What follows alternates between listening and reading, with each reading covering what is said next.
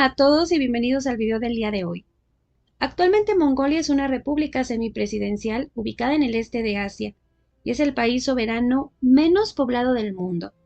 Pero siglos atrás este país fue una monarquía, y no cualquier monarquía. El Imperio Mongol fue el imperio contiguo más grande de la historia y uno de los estados más poderosos del mundo. Pero claro que al igual que muchos otros grandes imperios, este ya no existe. Y en este video les voy a platicar cómo fue su ascenso y cómo fue su caída. En el siglo X la mayor parte del territorio asiático estaba habitado por pueblos nómadas que se organizaban en tribus. Estas se enfrentaron en múltiples ocasiones, se aliaron y se traicionaron. Las tribus mongolas solían ser el blanco más fácil de la región. Pero cuando llega el siglo XIII algo muy interesante pasa. En algunas zonas del territorio mongol, por primera vez en siglos, se dieron condiciones climáticas muy buenas, que permitieron la crianza de caballos para la guerra. Esto era importante porque ayudó a las tribus mongolas a poder defenderse y atacar a sus enemigos. Pero esto tal vez no hubiera sido nada determinante si no hubiera aparecido en el mundo uno de los líderes militares más grandes de toda la historia, Gengis Khan. Él nació en el año 1162 dentro del clan mongol por Jinjin. Fue líder de las tropas desde su adolescencia y no tardó mucho en derrotar a las dos tribus enemigas de la región, los Khereit y los Naimanes, aunque enfrentó problemas con otros miembros de su familia que no aceptaban su liderazgo. Sin embargo, para el año 1206 recibió el título de emperador y líder universal, y con el liderazgo en sus manos se lanzó a conquistar el mundo, para lo cual requería un ejército muy poderoso, que desde luego también requirió que hubiera ciertas condiciones. Y es que resulta que la mayoría de los ciudadanos mongoles en ese momento dependían totalmente de la agricultura. Esto significaba que si había mal clima, la tribu podía pasarla muy mal. Pero Gengis Khan decidió cambiar eso. Reclutó a muchos agricultores en su ejército y lanzó campañas militares a territorios enemigos, obteniendo mucho dinero y suministros, que dividía entre sus guerreros. Así que aumentó la calidad de vida de su pueblo y les dio otra opción además de la agricultura. Gengis Khan también era bueno para identificar líderes natos, y aunque fueran plebeyos, los elevaba en el orden jerárquico. Él también estableció reglas muy estrictas que los guerreros no podían desobedecer, para evitar que robaran, abusaran o traicionaran. También puso el ejemplo adentrándose en las batallas, y mientras viajaba, se quedaba en una tienda nómada cómoda, pero muy sencilla, sin lujos, mostrándose a la par de sus generales. Todo esto le tomó años conseguirlo, pero cuando lo hizo, pues lo que tenía fue un ejército funcionando a la perfección. Gengis Khan entonces se lanzó a unificar las tribus mongolas, ya sea por acuerdos o por la fuerza. Después se enfocó en Asia Central. Algunos reinos establecidos decidieron rendirse a Gengis Khan sin pelear, pero hubo otros, como el sultanato de Khorasima, que se negaron a rendirse. Estos terminaron siendo masacrados, su sistema agrícola fue destruido y sus reservas fueron saqueadas por completo, lo que provocó la ruina de ese tipo de reinos o sultanatos o estados. Otras campañas también llegaron al sur de Rusia y ciudades en Crimea. Pero además del ejército, Gengis Khan creó la red de espionaje y mensajería más eficiente de su tiempo. También se enfocó en la propaganda, que era muy importante, porque con esta los mongoles solían anunciar sus despiadados saqueos, provocando temor en sus enemigos futuros. También corrían la voz de lo bueno que era rendirse ante ellos. Algo que sin embargo no era tan cierto, porque la verdad es que a menos que los vencidos tuvieran habilidades militares, pues terminaban siendo esclavos o siendo asesinados. Pero bueno, el punto es que esta propaganda, el buen ejército, la disciplina, todo hizo que los mongoles unificados comenzaran a expandirse, algo que no tenía precedentes, y que dio como resultado el imperio más grande del mundo, con 30 millones de kilómetros cuadrados. Es decir, 2 veces más grande que el Imperio Romano en su mejor momento. Pero un territorio tan grande como el Imperio Mongol obviamente contenía muchos pueblos muy diferentes, con idiomas distintos, tradiciones y religiones muy variadas. Esto implicaba una gran responsabilidad administrativa, que no era sencillo. Pero para ello Gengis Khan se apoyó de su familia más cercana, sobre todo de sus hermanas y sus hijas. También decretó reformas que se consideraron muy innovadoras en ese tiempo, como la libertad religiosa, perdonar los impuestos a los pobres y promover la alfabetización. Y pues el imperio siguió tomando forma, hasta que llega la muerte de Gengis Khan en 1227. De él, su principal heredero fue su tercer hijo llamado Ogedei. Sin embargo, pues surgieron varios conflictos en la familia, porque los mongoles practicaban la poligamia.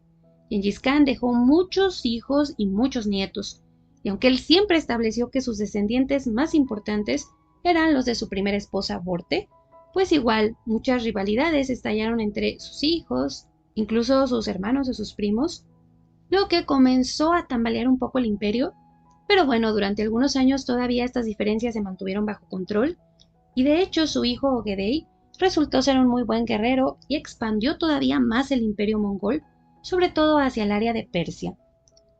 Los nietos de Gengis Khan siguieron el mismo objetivo, lanzaron invasiones a Polonia y Hungría. Pero aunque las invasiones iniciaron de forma exitosa, eventualmente los mongoles se retiraron, incapaces de lidiar con la política y las fortalezas de Europa. Dejaron ese proyecto a un lado y se enfocaron en otros territorios. Sin embargo, a la muerte de Ogedei en 1241, la familia imperial siguió teniendo conflictos y eran cada vez más graves.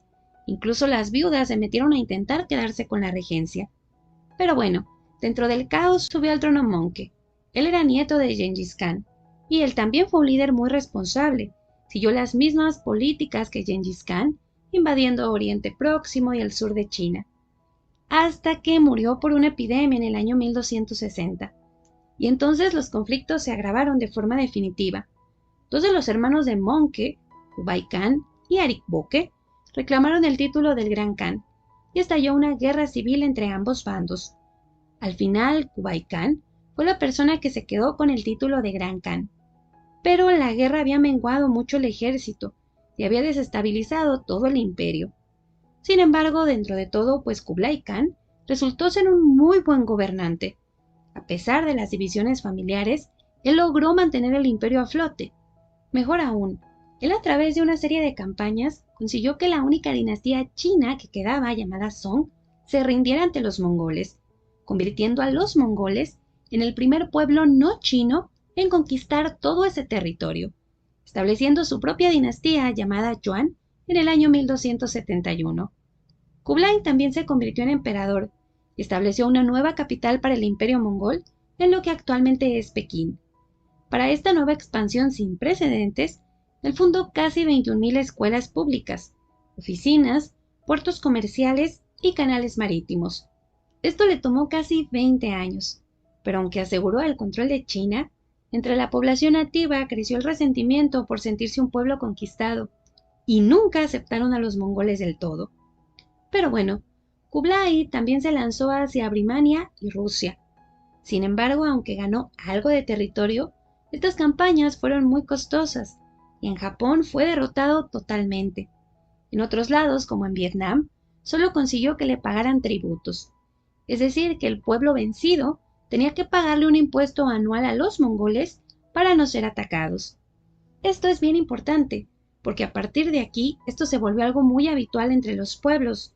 Ellos ya no cedían territorio a los mongoles, pero pagaban tributo. Lo que puede que no suene tan mal, porque no nada más hablamos de dinero, también hablamos de que les enviaban concubinas, esclavos, sirvientas, suministros, materia prima, o sea, de todo, y eran cantidades pues muy grandes.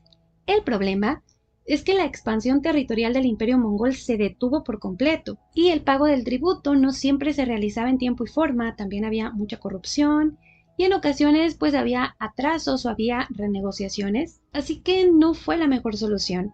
Pero bueno, Kublai Khan murió en el año 1294 y fue sucedido por su nieto Temür Khan, que la verdad no tenía la habilidad de su abuelo, ni de sus antepasados, y no pudo manejar los conflictos familiares, que esta vez fueron tan fuertes que el imperio se fragmentó en 4 kanatos o reinos. El primero es la Horda de Oro, después está el Kanato de Chagatai, el Incanato y el Gran Kanato, que era básicamente China, donde gobernaba la dinastía Yuan. Esta división ya se veía venir o ya se había gestado en términos administrativos. Pero realmente es a partir de este momento que cada kanato o estado perseguiría sus propios intereses, a pesar de que eran gobernados por miembros de la misma familia, pues algunos gobernantes tomaron decisiones de alejarse de las tradiciones mongolas. Hubo uno que incluso se convirtió al Islam, mientras que otros estados, como el territorio mongol en Persia, cayeron en la anarquía y terminaron siendo perdidos. Pero bueno, dentro de todos los 4 kanatos, acordaron que tendrían una relación amistosa, que no se apoyarían militarmente ni económicamente, ni obedecerían al Khan, pero que tampoco serían rivales y que tratarían de caminar hacia el mismo rumbo. Pero pues realmente fue el Kanato de China, la dinastía Yuan, que concentró el mayor poder mongol, tanto militar como económico. Ya no se expandió, pero aguantó unas buenas décadas, siendo dominante en Asia, hasta que llega el año 1347, cuando llega la peste negra a los dominios mongoles. De aquí es de donde la peste negra se expande por Europa, y pues como ustedes ya sabrán, esta pandemia causa millones de muertes, pero además de toda esa situación que causó en Europa, pues aquí con Mongolia hay repercusiones también muy fuertes, porque además de que mucha gente murió tanto por la enfermedad, por las hambrunas, hubo muchas pérdidas materiales también, pues esta epidemia también hizo que otros países cortaran lazos comerciales con lo que quedaba del imperio mongol, lo que debilitó muchísimo su economía. Además, otros grandes imperios o reinos, como el Imperio Otomano, comenzaron a expandirse, quitándole fuerza y territorio a los mongoles. Mientras tanto, la dinastía Yuan, que estaba gobernando en China, pues aguantó un tiempo. El detalle es que sus últimos gobernantes, es decir, los bisnietos, tataranietos de Gengis Khan, fueron muy malos gobernantes, rematando con el último de ellos, Togan Temür. Él se convirtió en emperador en 1333. Para ese momento había mucha inflación, había muy pocos ingresos, no estaban cayendo como todas estas repercusiones y ya no habían hecho expansión territorial. Bueno, pues ante todo este panorama horrible, la verdad es que Togan Temür fue incapaz de resolver ningún problema, más bien los empeoró prácticamente todos. Y es que al interior de su palacio se dieron una serie de complots, purgas, asesinatos, envenenamientos, traiciones, que lo único que hicieron es que el poder se balanceara de un bando a otro, que hubiera mucha corrupción. Pero, sorprendentemente, el gran problema que tiene este emperador es a nivel personal, y es que resulta que contra todo consejo y yendo en contra de las tradiciones mongolas, Togan Temür tomó como esposa a la dama Qi, una concubina coreana que había llegado al harem como tributo del reino de Goryeo. Al ser un tributo extranjero y no tener conexiones con las tribus mongolas, la dama Qi no debía ser esposa ni tener poder en la corte, pero Togan Temür se enamoró mucho de ella, la hizo su emperatriz y le entregó muchísimo poder, tanto que ella incluso envió expediciones militares que beneficiaban a su familia coreana. Lo malo es que ni ella ni Togan Temür sabían gobernar eficientemente, y lo único que hicieron fue complicar todavía más la situación. Su impopularidad se volvió insostenible, el problema económico tampoco ya tenía ninguna solución, y perdieron el control del ejército. En medio de todo esto surgió la dinastía China Ming, que se rebeló contra los mongoles. Los súbditos apoyaron a los Ming, y aunque la dinastía Yuan intentó responder los ataques, no pudo. La familia imperial de Yuan tuvo que huir en 1368 a lo que actualmente es Mongolia. Desde entonces se les conoció como Yuan del Norte. Pero resulta que los Ming los siguieron hasta Mongolia, destruyeron ciudades incluyendo la capital, y Mongolia básicamente terminó bajo el dominio de China.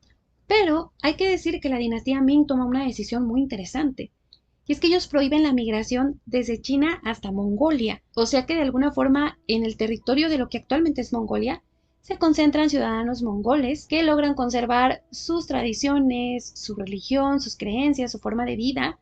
Así es que pues se mantiene de alguna forma, ¿no?, intacta esa parte de la sociedad. También otra cosa que hace muy bien la dinastía Ming es que en algún momento comienzan a aflojar la fuerza, o sea, al principio llegan, invaden, destruyen y se colocan sobre la dinastía Yuan por la fuerza, después comienzan a hacer acuerdos matrimoniales que de alguna forma pues siguen sometiendo a Mongolia, pero ya lo hacen de una forma más política, que sin embargo colapsó en el año 1911, cuando China como monarquía también colapsa. Mongolia intenta retomar lo que es el uso del título de Khan y algunas otras cosas parecidas, y nombran gobernante a un monje tibetano llamado Bogd Khan. Pero él no tuvo hijos y al final, por influencia de Rusia, Mongolia se volvió comunista. Esto duró unos 70 años hasta que Mongolia llega ya a lo que es hoy, se pierde eso del comunismo y ahora pues ya lo tenemos como una república semipresidencial. De los otros canatos, porque ya me enfoqué un poco más en lo que fue Yuan o lo que fue el Gran Canato, que estaba en China, de los otros canatos, estados que yo les había hablado, que eran tres, que eran mucho más pequeños, pues estos intentaron en algún momento también volverse a unir, sobre todo en el siglo XVI, pero esto no fue posible, esto fracasó, y los territorios de los cuatro canatos, de todos los canatos, acabaron en manos de otros imperios o reinos, y pues nada, no, lo que tenemos aquí es nada más en lo que termina reducido, lo que una vez fue un gran imperio. Y pues nada, chicos y chicas, en este caso yo no les puedo hablar de quién sería el emperador, no, quién podría reclamar este trono, porque pues el imperio mongol la verdad es que ya no existe ni nada.